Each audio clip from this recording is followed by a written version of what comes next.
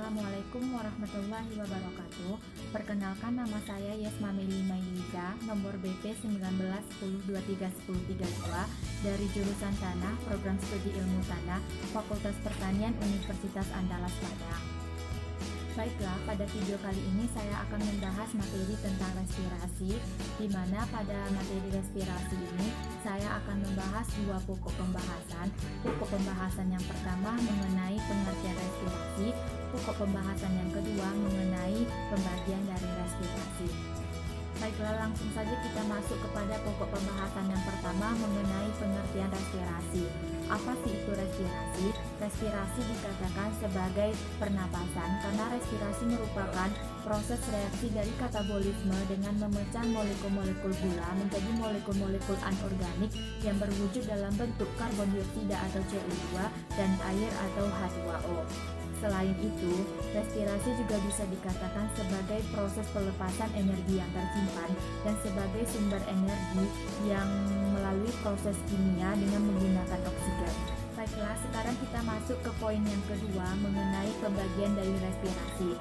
Respirasi secara umum terbagi menjadi dua bagian. Yang pertama, respirasi aerob.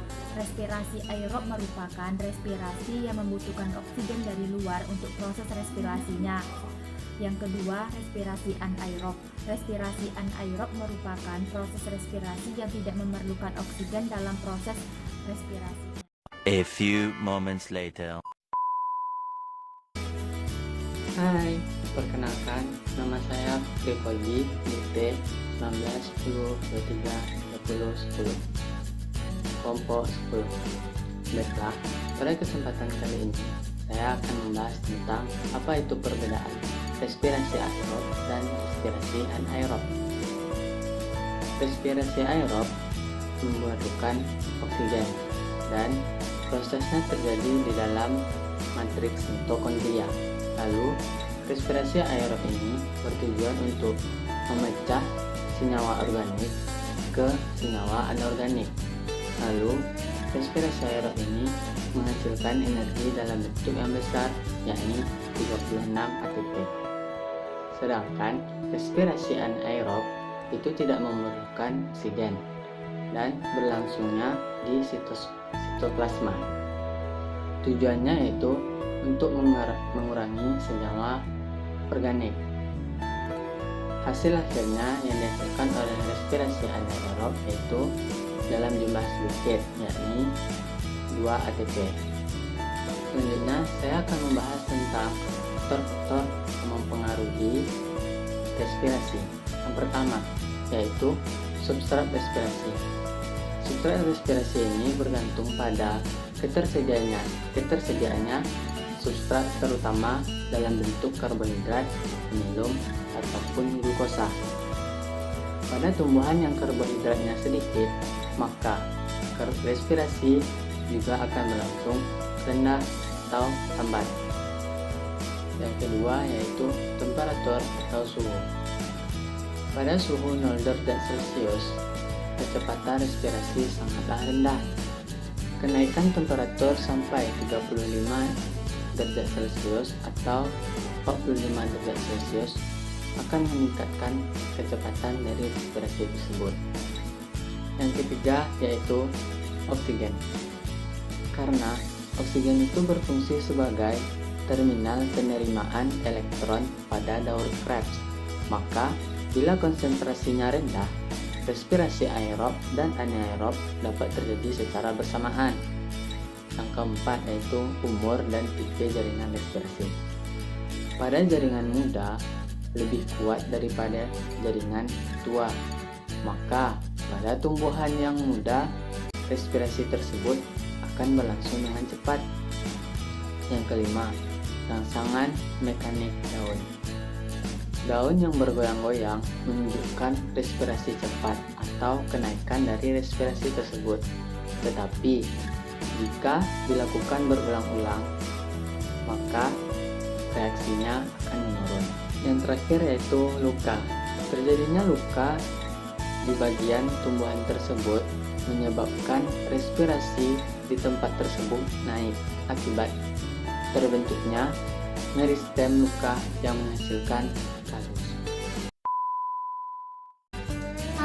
Hai, saya Kasih Dwi Putri, BP 191023-1005. Saya dari kelompok 10, perhatikan dasar-dasar fisiologi tumbuhan. Pada saat sekarang ini, saya akan menjelaskan tentang bagaimana tahapan pada respirasi aerob dan respirasi anaerob. Aku akan jelaskan yang pertama ya, yaitu tahapan respirasi aerob. Respirasi aerob diawali dengan adanya tahapan glikolisis. Glikolisis terjadi pada sitoplasma sel. Pada proses glikolisis tidak membutuhkan oksigen. Glikolisis terdiri dari dua fase utama, yaitu yang pertama, fase persiapan. Fase persiapan terjadi yaitu glukosa diubah menjadi dua senyawa 3 karbon. Fase ini menghasilkan 2 gliseraldehid 3 fosfat. Pada fase persiapan ini tidak menghasilkan energi, tetapi membutuhkan energi berupa 2 ATP. Selanjutnya yaitu fase oksidasi.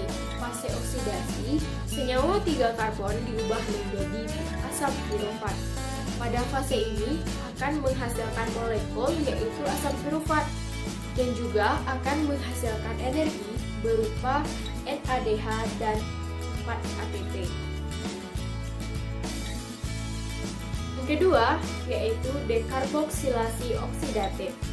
DO adalah reaksi antara menghasilkan senyawa asetil-CoA. Proses DO merupakan proses perubahan asam pirofat yang dihasilkan pada akhir glikolisis menjadi senyawa asetil-CoA. Dan jika direaksikan dengan asam oksaloasetat akan masuk ke siklus Krebs. Pada reaksi ini terjadi pada membran luar mitokondria. Pada reaksi ini dihasilkan 2 molekul asetil-CoA dan energi sebanyak 2 NADH dan 2 CO2. Yang ketiga yaitu siklus Krebs. Siklus Krebs merupakan proses pembongkaran asam pirofat secara aerob menjadi CO2, air, dan sejumlah energi kimia lainnya. Asetil-CoA merupakan mata rantai penghubung antara glikolisis dan siklus Krebs.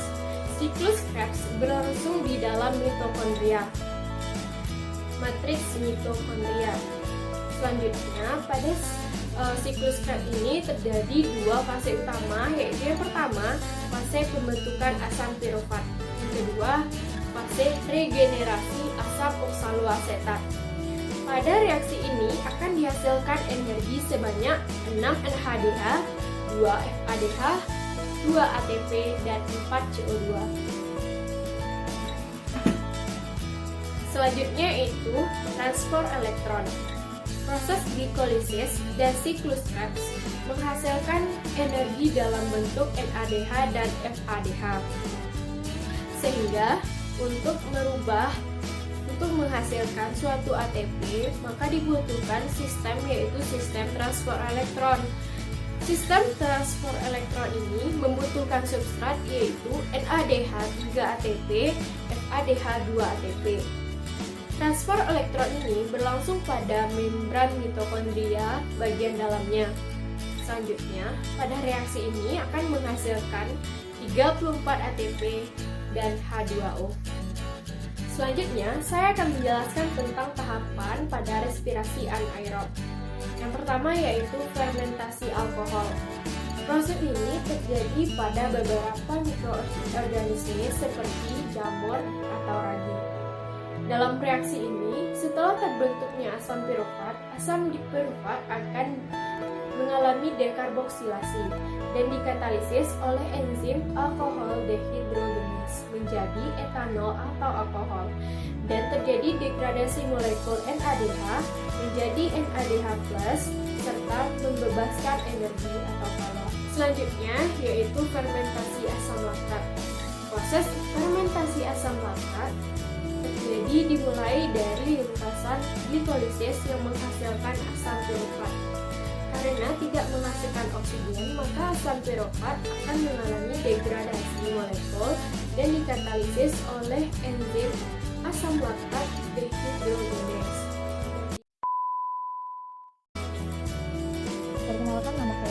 Valentino BP 1910 2330 15. Kali ini saya akan menjelaskan tentang titrasi pada respirasi. Jadi, titrasi itu sendiri adalah suatu analisis yang memungkinkan kita untuk mengukur jumlah suatu larutan yang mereaksikannya dengan larutan yang telah diketahui konsentrasinya. Tipe titrasi yang kita gunakan saat respirasi ini adalah tipe titrasi asidimetri. Asidimetri adalah titrasi penetralan basah NaOH dengan menggunakan senyawa asam HCl. Fungsi dari titrasi asidimetri ini untuk mengetahui jumlah CO2 yang terikat oleh NaOH. Bahan yang digunakan yaitu 300 ml 0,1 N larutan NaOH. Larutan NaOH berfungsi untuk mempercepat respirasi melalui peningkatan suhu dan peningkatan CO2. Yang kedua itu adalah 30 ml larutan BaCl2. Larutan ini berfungsi untuk mengendapkan CO2 yang diikat oleh NaOH menyebabkan larutan menjadi keruh. Yang ketiga adalah botol tetes isi fenolphthalein yang berfungsi sebagai indikator titrasi dan juga sebagai katalisator atau mempercepat reaksi dan sehingga membuat larutan itu menjadi pink keunguan. Yang keempat itu adalah larutan 100 ml 0,1 N NaOH. Yang kelima adalah larutan HCl sebagai titran, yaitu setara dengan CO2 yang dihasilkan oleh proses respirasi. Alat yang digunakan adalah buret dan statik dan juga Erlenmeyer. Cara melakukan titrasi pada respirasi, yang pertama, teteskan 10 ml larutan dalam botol sedalam Erlenmeyer ukuran 120 ml. Yang kedua, masukkan larutan BaCl2 banyak 5 ml ke dalam Erlenmeyer yang akan segera mengendapkan CO2 yang diikat oleh NaOH. Teteskan beberapa tetes indikator fenolphthalein. Indikator TT ini juga dapat memudahkan kita untuk mengamati perubahan yang terjadi pada larutan saat titrasi. Yang terakhir itu, titrasi dengan 0,1 N HCl sehingga warnanya berubah atau hilang. Titrasi dikatakan berhasil ketika warna larutan kembali menjadi bening, yaitu menunjukkan bahwa basah telah bereaksi sempurna dengan asam dan larutan menjadi netral. Baiklah, sampai di sini dulu video ini. Semoga video ini bermanfaat. Assalamualaikum warahmatullahi wabarakatuh.